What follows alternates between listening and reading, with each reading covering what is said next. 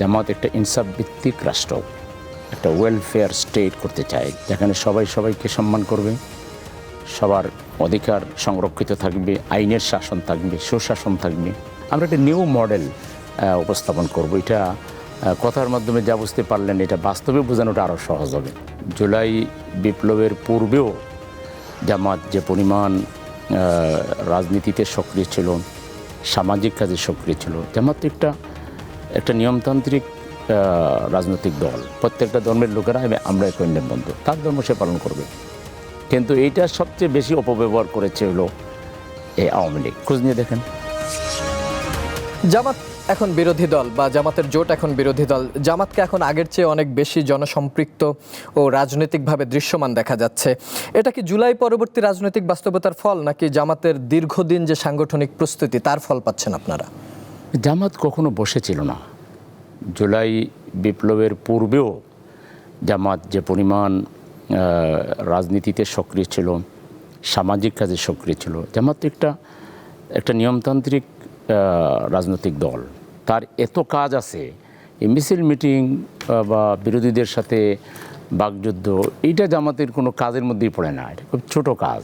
জামাতের নিয়ম মানে পার্টিটাকে চালাইতে হয় একটা সিস্টেমের ভিতরে, এবং সেখানে পড়ালেখা করা লাগে, বিভিন্ন ধরনের পড়ালেখা করা লাগে। কোরআন পড়তে হবে, হাদিস পড়তে হবে, সাহিত্য পড়তে হবে, পারিবারিক বৈঠক করতে হবে, আত্মীয় স্বজনের হক আদায় করতে হবে, সামাজিক দায়িত্ব পালন করতে হবে, আবার মামলা ফেস করতে হবে, কোন ফেস করতে হবে।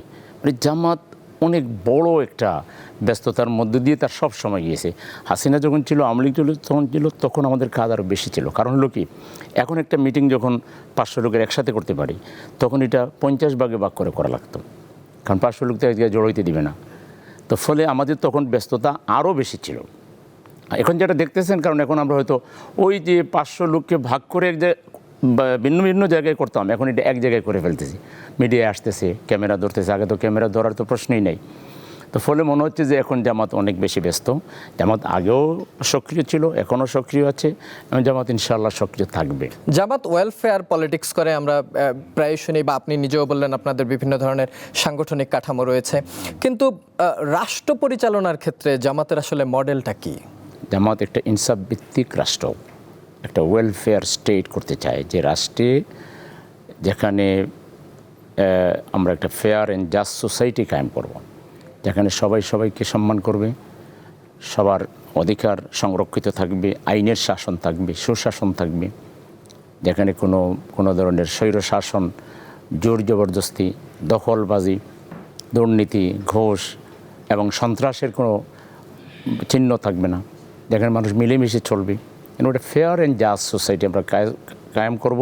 আমাদের যে সংবিধান আছে এবং আমাদের যে ইসলামিক যে মূল্যবোধ আছে, নবী রাসূল মুহাম্মদ রাসূলুল্লাহ সাল্লাল্লাহু আলাইহি ওয়াসাল্লামের যে জীবনী আছে, সাহাবায়ে কেরামের যে জীবনী আছে, সেখান থেকে শিক্ষা নিয়ে আধুনিক যে জ্ঞান বিজ্ঞান এবং আধুনিক যে কলা কৌশল, এগুলোকে কাজে লাগিয়ে আমরা একটা নিউ মডেল উপস্থাপন করব। এটা কথার মাধ্যমে যা বুঝতে পারলেন, এটা বাস্তবে বোঝানোটা আরও সহজ হবে। কিন্তু আমরা যখন সেই রাষ্ট্রটা উপহার দিব, যে রাষ্ট্রে কেউ কাউকে ঘৃণা করবে না, কেউ কাউকে, যেখানে যোগ্যতার ভিত্তি হবে মেধা, যোগ্যতার ভিত্তি হবে অনেস্টি, যোগ্যতার ভিত্তি হবে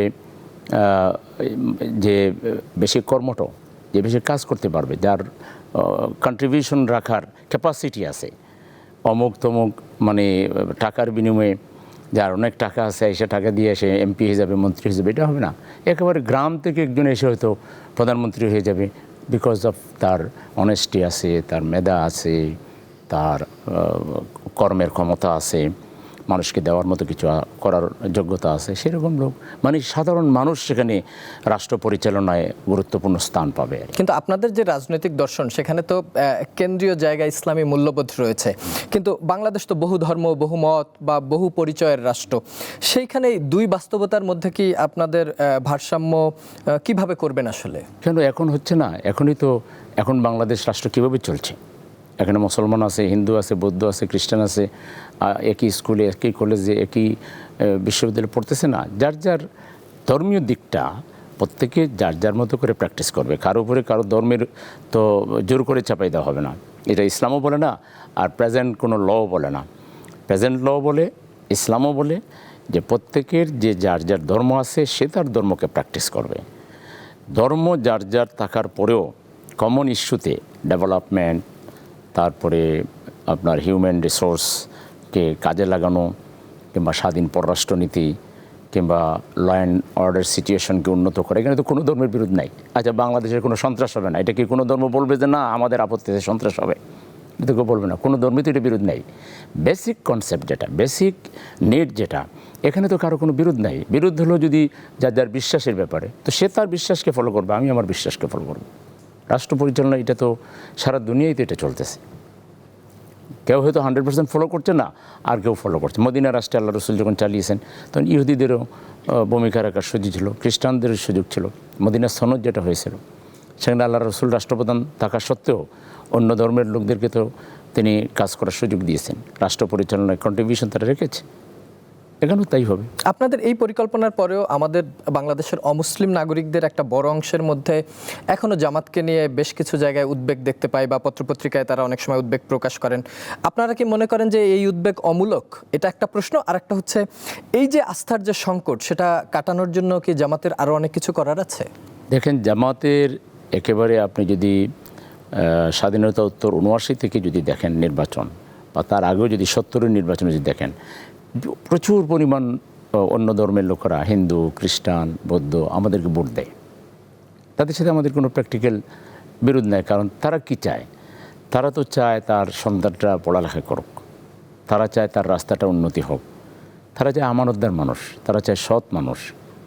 এটা কোন ধর্মের? এটা কোনো মানুষই আসলে, মানুষ দেখে যে আমার দ্বারা কার কাছে আমার আমানত সংরক্ষিত থাকবে, কার কাছে আমি আঘাতপ্রাপ্ত হব না, কে আমাকে ক্ষতি করবে না, আমার নিরাপত্তা কার কাছে আছে।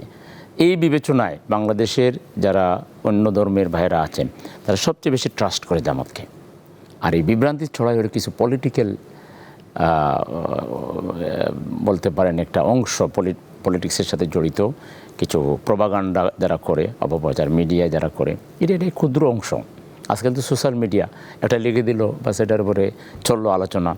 কিন্তু প্র্যাকটিক্যালি আপনি তো সাংবাদিক, বা আপনাদের টিভি থেকে আপনি সার্ভে করতে পারেন যে জামাতকে অপছন্দ করে একটা সার্ভে রিপোর্ট দেখান যে কত % হিন্দু, বৌদ্ধ, খ্রিস্টান জামাতকে, তারা বলবে যে না আমরা জামাতের সাথে আমাদের কোনো বিরোধ নেই। জামাত ইসলামকে ফলো করে, but they are honest, they are responsible, এবং তারা আমাদের সাথে কোনো খারাপ ব্যবহার করে না। বরং এই আওয়ামী লীগই সবচেয়ে বেশি দাবি করে যে তারা হলো হিন্দুদের ভোট পায়, কিন্তু সবচেয়ে বেশি হিন্দুদের যদি ক্ষতি করে, সম্পত্তি দখল করে, শত্রু সম্পত্তি সবচেয়ে বেশি দখল করেছে কারা? এই আওয়ামী লীগের লোকেরা। শত্রু সম্পত্তির নাম দিয়া আসলে তো আমরা কাউকে কোনো শত্রু মনে করি না, সবাই হলাম আমরা বন্ধু। প্রত্যেকটা ধর্মের লোকেরা আমরা এক অন্যের বন্ধু, তার ধর্ম সে পালন করবে। কিন্তু এইটা সবচেয়ে বেশি অপব্যবহার করেছে হলো এই আওয়ামী লীগ। খোঁজ নিয়ে দেখেন, হিন্দুদের বাড়ি জ্বালিয়েছে, হিন্দুদের মেয়েদের উপর আক্রমণ করেছে, হিন্দুদের সম্পদ দখল করেছে, তাদের জমি কেনার নামে যা দাম তার 10 ভাগের 1 ভাগ দিয়ে বলছে যা এখান থেকে ভাগ। কিন্তু হিন্দুরা তো মুখ ফুটে কথা বলতে পারে না, অন্য ধর্মের লোকেরা। আপনি জানেন যে মিরপুরে আমিরে জামাতের আসন, খ্রিস্টান পড়ে যান, জিজ্ঞেস করেন ডাক্তার শফিক সাহেব কেমন মানুষ, তারা কেমন বলে। দলের প্রধানই তো তাদের কাছে গিয়েছেন ভোট চাওয়ার জন্য, তারা ভোট দিয়েছেন। খ্রিস্টান সম্প্রদায় তারা আমিরে জামাতের অনেক প্রোগ্রামে এসে তারা বলেছেন যে আমরা আপনাকে সম্মান জানাই, আপনার মতো নেতা আমরা পেয়েছি। আমরা তো সন্দেহ করি না হিন্দুদেরকে, আমরা খ্রিস্টানদেরকে সন্দেহ করি না, আর তারাও আমাদেরকে সন্দেহ করে না। তার মানে এটা করে এটা পলিটিক্যাল কিছু মানে মিসক্রিয়েন্ট আপনি বলতে পারেন। তার মানে যে বদনামগুলো আছে বা যে আলোচনাগুলো হয় সেগুলোকে আপনি পলিটিক্যালি প্রোপাগান্ডা হিসেবে বলছেন।